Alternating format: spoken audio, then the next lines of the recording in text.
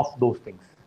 See, if we speak of different laws of thermodynamics, laws of thermodynamics.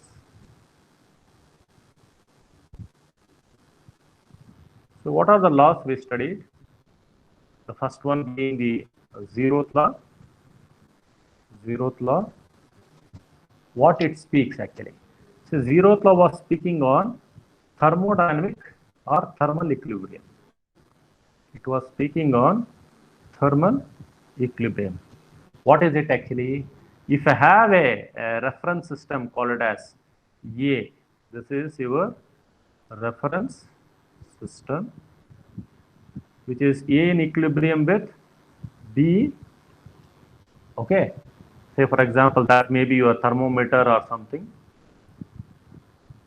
Then if that is in equilibrium with some other body, so that I call it as what you are trying to measure, something.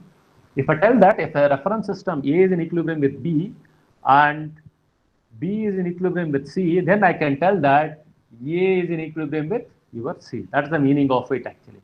That is called as thermal equilibrium.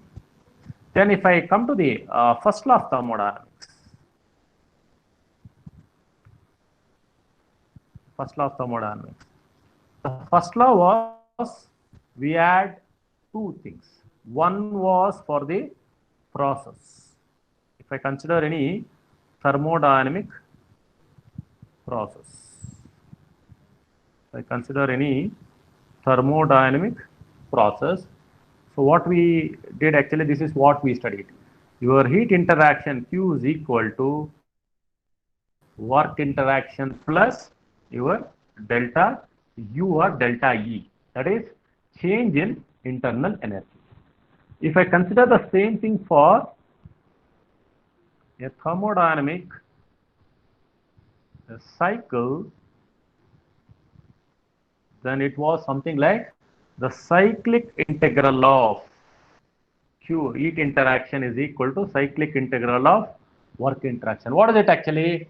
Sum of all the heat interaction and sum of all the work interactions are same. That is, heat and work are interchangeable. That's the meaning of its ideal condition.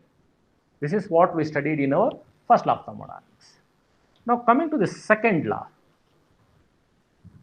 of thermodynamics. Second law of thermodynamics. What we studied here, we looked into the process. Okay. So here, if you look at for any thermodynamic process, if I consider any thermodynamic process, and if I use the same equation, WQ is equal to W plus delta E, this was more realistic. This was more realistic. Why it is actually? Because we were dealing with Q is equal to two things. One is heat supplied and heat rejected, and difference being the work done. Okay, that means your heat was more realistic compared to your first law of thermodynamics. First law of thermodynamics, it never speak of the direction in which heat was transferred or heat was going in and out. But in second law of thermodynamics, we were telling that heat is taken from a source and it is rejected at the sink. All those things we used to look at. Even the thermodynamic cycle from the first law, what it was actually. So here also it is cyclic integral of Q is equal to cyclic integral of W. This was also more realistic. What do you mean by it actually? Here the rejection, or what was the heat which was rejected, which was unable to get converted to some other form. Heat is rejected in the atmosphere, I can't recover it. See, the heat rejection, whatever we call it as heat rejection, this is not recovered. But in first law of thermodynamics, we didn't account for it. Just used to tell yes, heat and work are interaction, or heat and work are mutually convertible. With some kind of a theoretical knowledge we used to tell. But in second second law of thermodynamics is to tell us heat is ejected, where it is going, it's going somewhere into atmosphere or somewhere into that particular space and all. I can't convert, I can't get it back. Just like simple rubbing your palm. So your palm gets heated up and I can't get back that heat, whatever it's into atmosphere, so that it's come back to your palm and make your palm to rub automatically. I can't do that. So mutual transfer of heat and work is not possible. That's what's clearly told in your second law of thermodynamics. So this is a simple glimpse of what you studied in your basic thermodynamics I'm trying to do. Now, so coming back to your expressions, different expressions we saw. That is expressions for work done. Okay, expressions for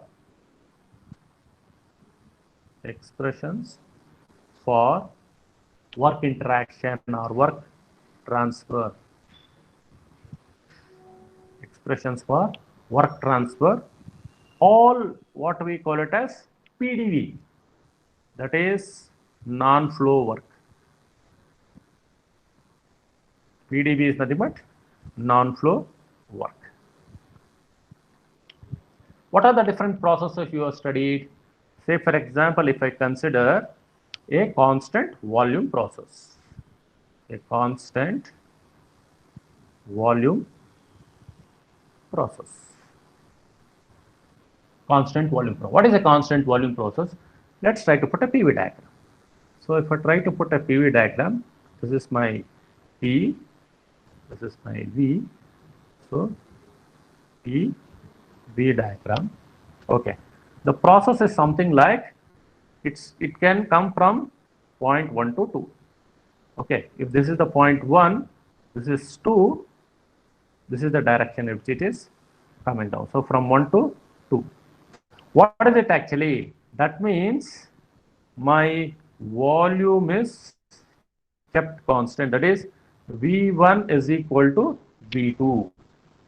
But what happens to your pressure? If I try to measure the pressure, actually, this will be your P1. This will be your P2.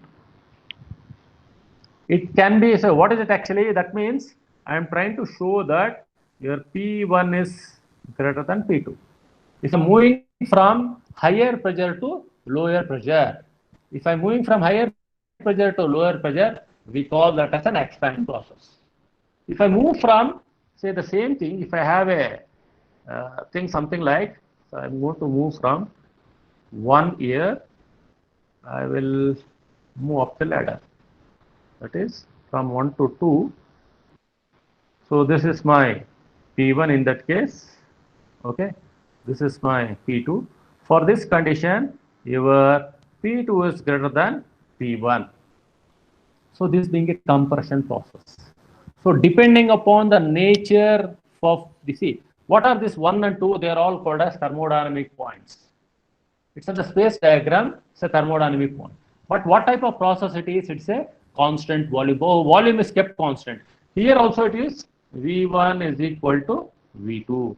That's how we represent it on a PV diagram. Okay. For this, for a constant volume process, what is the work transfer?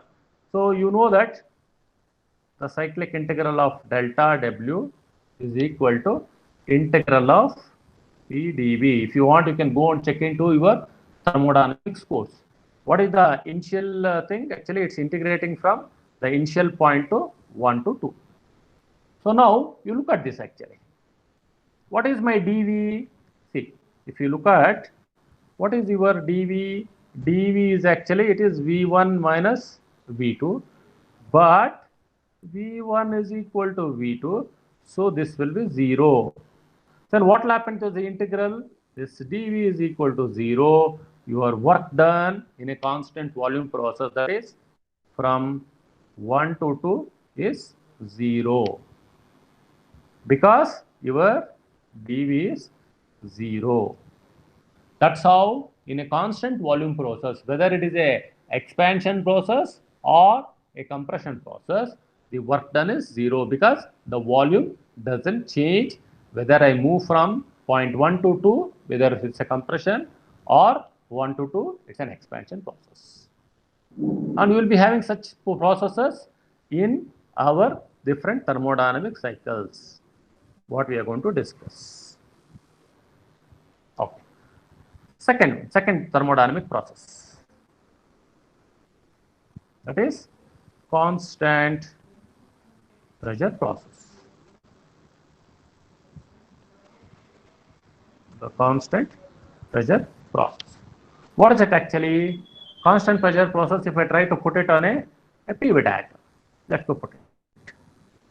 Same work done expressions. Okay, this is my P, this is my V. So constant pressure process means actually the pressure is kept constant if as I move from 1 to 2. Okay, as I move from point 1 to 2, the pressure is kept constant 1 to 2. So look at this. That is your P1 is equal to P2. So what's happening here? You look at this. This is the V1. This is V2. See what is happening as I move from left to right, volume is getting expanded. Okay. So for this condition, if V2 is greater than V1, it is an expansion process. Yeah, the same thing. Now if you go and have a process from right side, that is, it's a compression, constant volume only from right to left, from 1 to 2.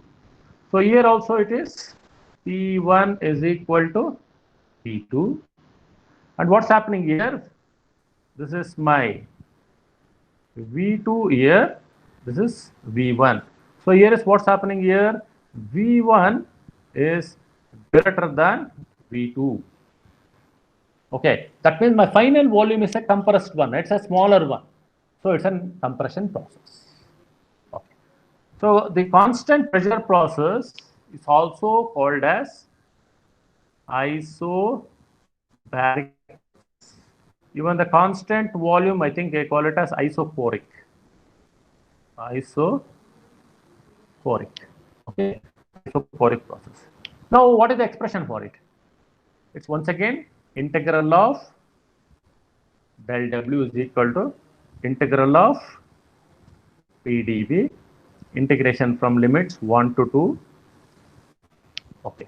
Now, if I try to integrate it, this is 1 to 2. The pressure is constant. So, P integral of 1 to 2, it is only dV.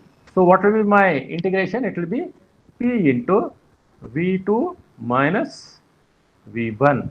So, this will be the expression for it. Okay. Now, there is a note here.